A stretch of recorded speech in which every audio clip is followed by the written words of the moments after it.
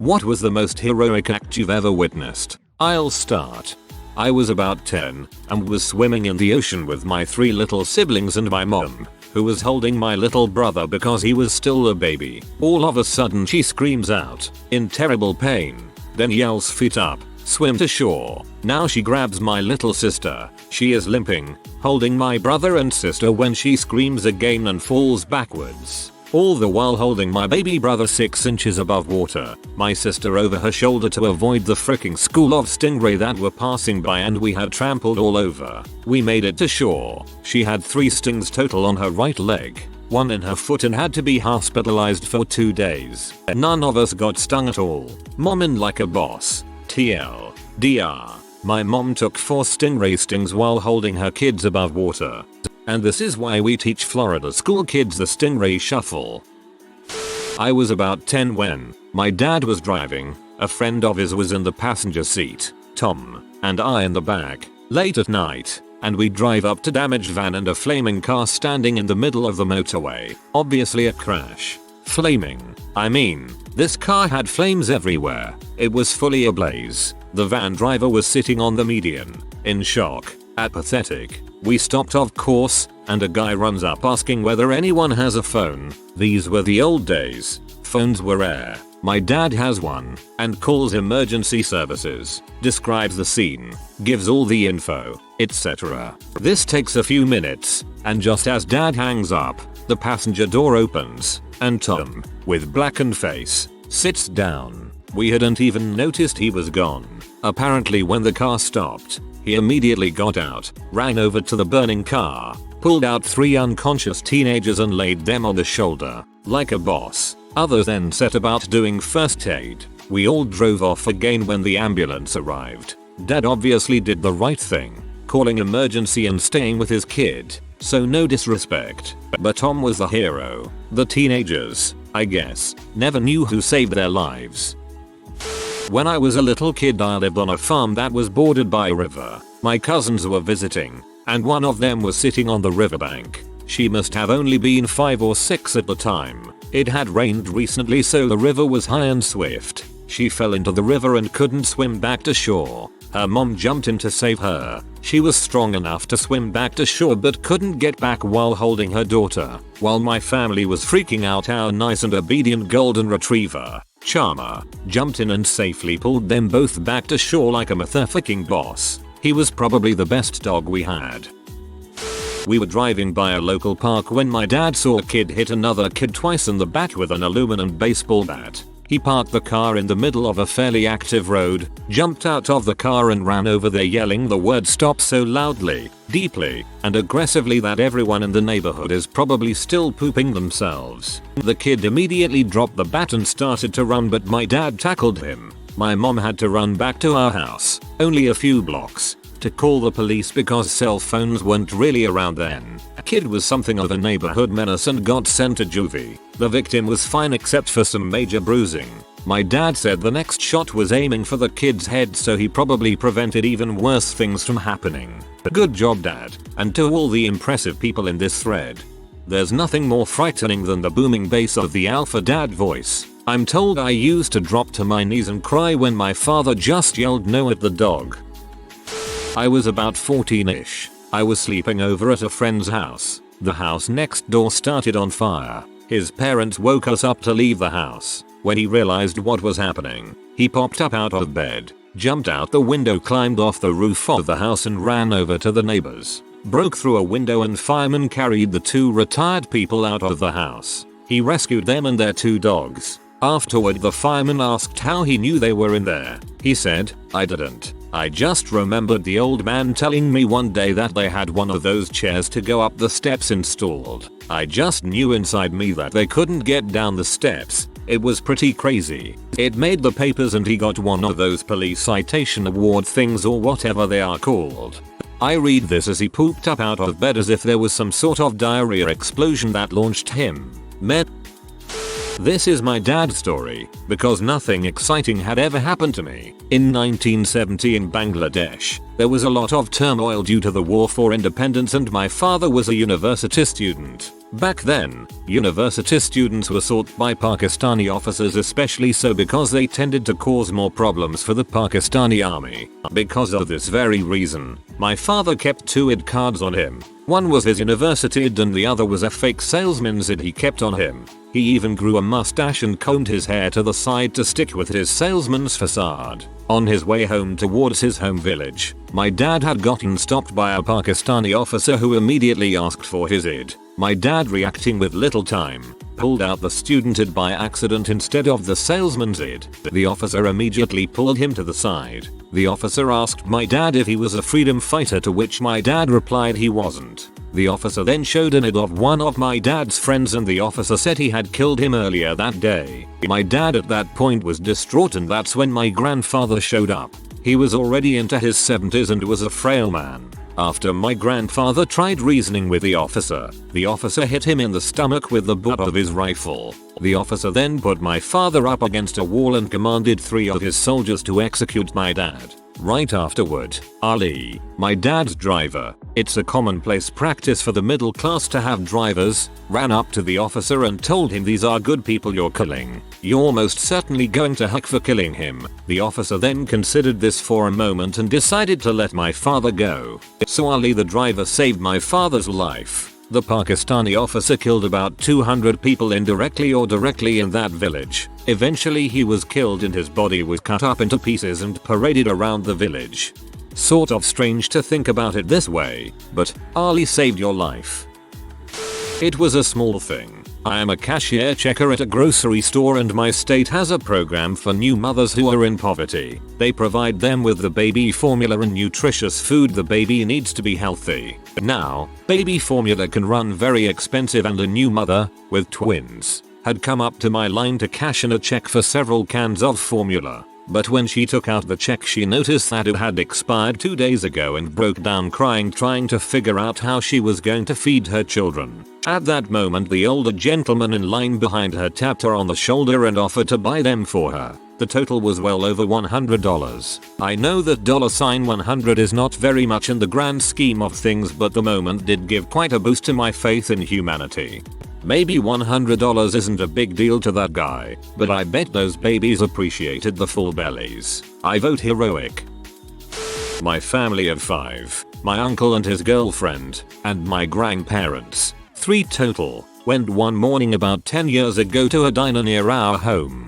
The 10 of us, with my dad at the head of the table, back facing the wall which was the parking lot side, were enjoying our meals. An old man, while pulling into the diner, failed to hit the brakes and instead hit the gas, going full speed through the wall, crushing the wall down and running over the people sitting at the booths. My father, having insane and crazy reactions and instinct times, within a split second, pulled one of the diner table and created a wall that took a majority of the impact away from the car, blocked both my sisters. They both were okay, and my dad was okay also. It's not so much heroic, but it is certainly something I have always found absolutely amazing. A second story about my dad. My dad is a managing director for a brokerage firm and his office is located only 10 minutes from our house in NJ. However, there is a NY firm. My dad lost about 60% of his closest friends on 9/11. He was some of their last phone calls, seeing they couldn't get in touch with their family, and he was not only their friend on a business level, but also a very personal level as well. He spoke to almost 20 of his friends before they either jumped out of the buildings or died of some other cause. That same day, he stayed on the phone for over 3 hours with his firm that was stuck in their World Trade Center building and witnessed the events and everything that happened. I can't ever imagine going through what he did that day. Dad equals hero for sure. When I was very young, probably around 4 or 5, I was at a beach in Southern California. As usual, there were tons of people all over the place. However, 2 kids in particular had decided to dig their boogie boards into the sand and proceed to chuck rocks back and forth at each other. There were probably 20 feet or more spaced, each with a large pit behind the board where they were digging up rocks to toss. Obviously, not the brightest thing, but it went from play to deathly serious in about 2 seconds when an oblivious kid walked between the boards. Both of the rock chuckers had stopped momentarily to dig and find more rocks. One of them apparently found a good sized rock, stuck his head in, and full on through the rock while yelling, There was no hesitation, and he failed to see the kid walking in between the boards. What happened next freaked me out, which is probably why I still remember. My mom was a nurse at the time, and we happened to be sitting about 20-30 feet away, basically, in plain view of the whole thing. The kid walking in between the boards turned towards the kid yelling and throwing the rock. He caught the rock right between his eyes, which embedded in his skull and split his head open. The kid dropped and started screaming as blood literally exploded from his forehead. My mom grabbed my shirt and ran to the kid without thinking and yelled for someone to get the lifeguard. Afterwards, I learned that she literally held this kid's head together as they waited for emergency services to arrive. Crazy stuff. I have a lot to live up to because of my mom. No huge heroism, but so many little things. She's the living antidote to the dispersion of responsibility in crowds. Just before she got pregnant with me, when she and my dad were still just dating, she was sitting at a red light, in a car with two of her best friends, and their baby in the back seat. She was hit from behind by a drunk driver, so hard that the car was thrown forward 200 feet. Shattered glass everywhere. People bleeding. My mom still has permanent sinus injuries from it. The baby grew up with glass permanently embedded in her forehead, but she got out of the car, grabbed the towels they happened to have in the backseat, and started treating injuries to prevent too much blood loss while waiting for help. She was a whopping 17 years old then. Another one I witnessed was coming out of Girl Scouts one night. I must have been 11 or 12, and there was a car stopped, holding up the traffic. Huge line. People honking like crazy. Had obviously been there for a while, but no one had gotten out of their cars or anything. My mom runs over and sees a woman barely conscious in the front seat, head lolling, eyes rolling, no speech, drags her out of the car while ordering us to call 911 and does everything she can to keep her from falling fully unconscious. She was a pregnant woman who'd started to fall into a diabetic coma and was only a couple of minutes away from permanent damage to the baby. Apparently, if my mom hadn't stepped in, then there's the time that she gently chased down a senile old man wandering down the middle of a busy road with several injuries on him already. Or her activities as a first responder at her work, a position she volunteered for. Or how any time we pass an accident on the road, if emergency responders aren't there we have to stop, no matter what, so she can make sure everyone's okay and offer her help. She's got CPR and serious first aid training, as well as defibrillator training. And she's not a nurse, or an EMT, or anything. She's just a postal clerk now, used to work at McDonald's. She learned how to help people just because she can't not help people. She's got her flaws, but I can't help but be so proud of her. Your mom is awesome. Couple years back, I was at a beach near the Okanagan. There was a lifeguard on duty at the beach. All of a sudden, he takes off sprinting into the water, swims out and pulls out a little kid who got tangled in his life jacket. I don't think anybody else on the beach noticed the kid at all, but somehow the lifeguard spotted him. I have a friend who's a lifeguard in Hawaii and he saves people on a daily basis. He says it's his job and it's no big deal, but I think it's really cool. BTW, the tourists are usually the ones that need saving. I rarely comment or post, but when I do, it is to give a shout out to my absolute hero. I work for one of my closest friends. I run his office. His wife used to, but she was diagnosed with an autoimmune disorder that is comparable to rheumatoid arthritis on steroids. She is on so many different medications that she cannot hold a conversation more than 2 minutes. I have to take her to her arthritis center for treatment and relay to doctors her problems because she has difficulty conversing.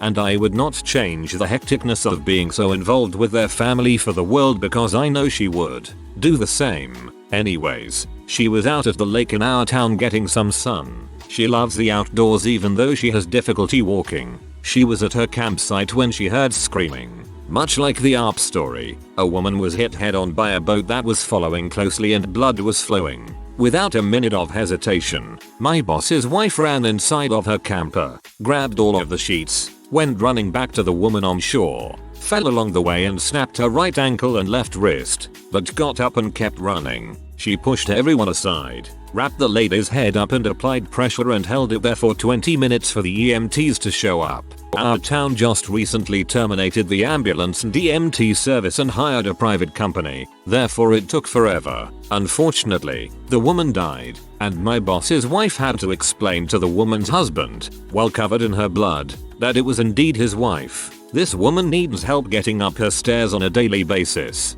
but in an instant, she overcame the pain and stepped up. Mentally, she is in an absolute cave right now, but I know she is able to fight her way out. I only wish the world was full of more superheroes like her. Whoa, adrenaline overcomes almost anything. I hope her health can match her character in the future. Even though I am positive this will get lost down there, my grandfather told me a few stories about things he did in his lifetime. Here are 3 of the best. 1. He was a paratrooper in Korea, 101st, and while deployed and on the ground, he and his buddies were in foxholes. He and his buddy shared a foxhole, and they were next to about 4 other foxholes all occupied by other service members. My grandfather was a sergeant, and shared the foxhole with a private first class. The private goes to light up a smoke, and when he does, my grandfather pushes the private to the bottom of the foxhole. Seconds after, 2 guys in the foxhole next to them who were smoking got shot by a sniper. 1 bullet. They both died. So on top of my grandfather saving a friend's life, he still pulled the bodies out of the line of fire, even though he learned soon that it didn't matter. 2. My grandfather moved to Alaska in the 70s as was a state trooper. One of his unofficial duties was to find people for hunting out of season. While driving his truck down an old country road, not even gravel, he sees a truck with hunting gear in the back. He pulls over and walks into the woods. The hunter had fallen through ice and had nearly lost consciousness. My grandfather lays on the ice and manages to pull the bastard up and off the ice. That guy lived. 3. Also while he was a state trooper, he heard on the radio about a house fire. Being close to the location, he drives there. Upon arriving, he notices he is the first officer there. There is a woman screaming outside that her children are still in the house. My grandfather, without time to even think, breaks down the door and rushes into the house. He runs up the burning steps to her bedroom, grabs the 2 children around their waists, and runs back again down the stairs outside into the snow. The house collapsed shortly after he got out. Without a doubt he saved those children. Other notable mentions. He was the pistol shooting champion of Alaska for 2 years running, and ended up killing a black bear that was attacking him with a pistol. Like a boss. His only regret, he says, is not killing the bear with his bare hands. I freaking love the guy. A black bear that was attacking him with a pistol. Like a boss. Bear with pistol. I totally imagined it. I'm not trying to brag anything. I'm just replaying what my dad said heroic was. A few years ago, me, my brother, and my father were packing up our sailboat, Cateran, to go home. I was packing up ropes and supplies when the wind picked up as my brother and him were trying to bring down the mast. They lost control, and it started to fall. I noticed there was a small child directly where the mast was going to fall, and grabbed him. The mast would have fallen on his head, and quickly got out of the way. I'm sure better stuff has happened to other people, but Wisconsin is a pretty boring state sometimes. You're humbling it up way too much. You saved a kid from a possibly fatal situation. You're awesome. Have a buddy tell that story every time you're in the bar, and you'll get laid constantly. I'll make it short. My dad was violent and got our family, mom, dad, little brother, me, kicked out of more apartments than I can recall. He left when I was 5 or 6. My mother had absolutely nothing except her parents, and my grandfather was extremely sick, so they had no money. My brother and I grew up in poverty, apparently. I only found out a few years ago. I have nothing but happy memories of the time after my dad left. We had toys and clothes and birthday parties and all the crap that normal kids had. My mom and grandfather passed away a long time ago, got drunk on wine and told us the part of the story one holiday. We figured out the rest. I love my mom. She took all that heck into herself and never told us a word about it. We had Ninja Turtle toys and Darkwing Duck cakes. She had 3 jobs and no life beyond my brother and me. GG. Mom. GG. It's funny how you don't realize how poor you were as a kid until much later. My family used to live and sleep all together in one room until I was 7. I never thought it was out of the ordinary. We celebrated birthdays and holidays, and we did wholesome family stuff together. We were poor as frick, but I definitely never felt poor. I guess being happy is what actually matters in the end. My story is short. My pops worked 8 months straight, overtime without a day off to provide for the family. He's a hero in my book. He's a hero. Ftfi. My grandfather saved a man who had fallen into a large dam. The man had been caught deep underwater, on the thick grating, suctioned there by the extreme force of the moving water. My grandfather dove in with a rope and managed to pull the man out of the water. I can't imagine the extreme force he must have fought pulling the man out. He won the British Empire Medal for it, which I've always found amusing, as he had serious anti-colonial and anti-British sentiments. Thinking about it, I know there's a picture of him and the man he saved, as well as the guy who held the rope. One of the 2 other men had the biggest schnoz I've ever seen. I've seen a lot of things, but the one that affected me most personally was the heroic actions of a dog. As a kid, I was at an old castle, and I fell pretty far onto a load of rubble and ruined rocks. I totally obliterated my knee, and I couldn't move. I disturbed a lot of the rocks and stuff around me and above me when I fell, so there was still some rocks falling and crap. I was so scared. I shouted for help, and a man and, I presume, his wife were walking past. At first the man went in the hole I'd fallen into, but when he and his wife saw that it was unstable, and there were rocks falling still, she shouted to him that it wasn't safe, and they left. No joke, they left. They said that they were going to get help, but it was 20 minutes, half an hour later, I'm guessing, and still no one came back for me. I'd been shouting at intervals since then, and then I heard movement above me, and I saw German Shepherd looking at me. He inched his way down to me, ignoring the instability and crumbling rocks, and he dragged me out. Once I was out, he ran and alerted his owner, who called an ambulance for me. That's my earliest memory. I was really young at the time. That dog could very well have saved my life, and to this day, is why I prefer animals to people. That's an awesome story. What a great dog. My grandmother got sick and nearly died in the hospital last year. She lives in NY and my immediate family lives in GA. My mom was in the Atlanta airport about to go on a business trip when she got the call from my uncle that my grandmother didn't have a pulse and was being worked on. My mom changed her flight and went straight to the hospital from the airport, where my grandmother was alive, but critical. Over the next 3 weeks my mom gave my grandmother constant bedside care. She worked from the hospital room and slept there most nights. On the rare occasion that she did leave the hospital, she was busy taking care of my grandfather, who has Parkinson's disease, and my great-grandmother who is 99 years old. My aunt and uncle who live in NY visited my grandmother a few times, but didn't take time off work to help or stay with her. My grandmother was eventually released from the hospital without ever finding out what exactly was wrong with her. It's been nearly a year and everyone is still doing well. My mom and I don't always see eye to eye, but I will always love and respect her for her selflessness and devotion to family. A friend of mine was dating a girl who was completely nuts, addicted to multiple drugs, alcohol, etc. She also had 2 kids from different fathers. My friend, we'll call him Ray, was living with a girl and her kids in an apartment. The mother doesn't come home one night. The second night she calls and tells him that she won't be coming home. She found the guy and was going away with him. When Ray asked about the kids, she said that she wasn't coming home. When he offered to take them to her, she refused. Ray was in his mid-20s at the time and had his whole life ahead of him, but he didn't hesitate to take care of the girls like they were his own. They were with him for close to 6 years before the mother came back and took them with her. It broke his heart to watch those kids go away with her, but he knew there wasn't anything he could do. He has spoken to them since then and the mother had in fact cleaned herself up.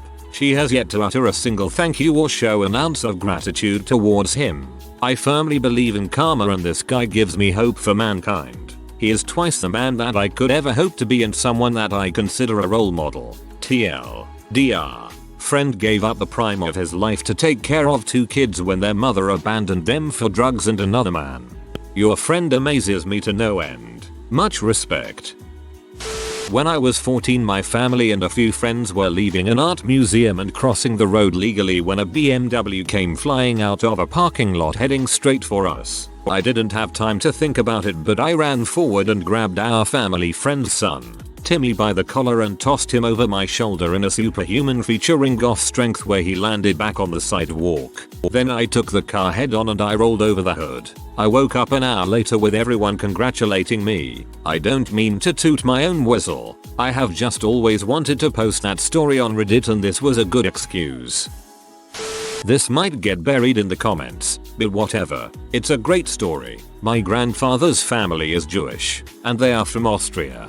His grandfather ran a dairy store, one of the main sources of food at the time, and was pretty successful. During World War I, everybody was extremely poor, and food was pretty scarce. So he, my great-great-grandfather, decided to give food to people for free, and let them pay him back after the war. Fast forward a few decades, and my grandfather and his family were still living in the same house in Austria. This was during the first year or two of World War II, and while his family knew about the Nazis and their actions, they thought that they would be safe. They were pretty rich, and thought that they would be immune to the anti-Jew violence that was so prevalent at the time. One day, they had a visitor. My great-grandfather goes to the door, and there to greet him is a young man in a Nazi uniform.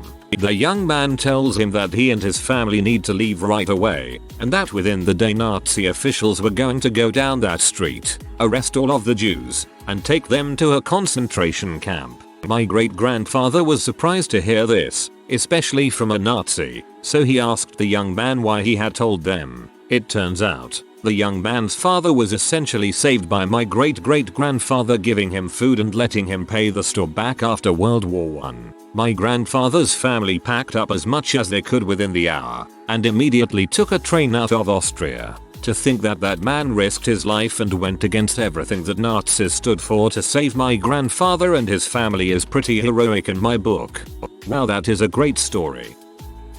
If you are new to the channel, you can subscribe. I publish new videos every day. Until then, check another video.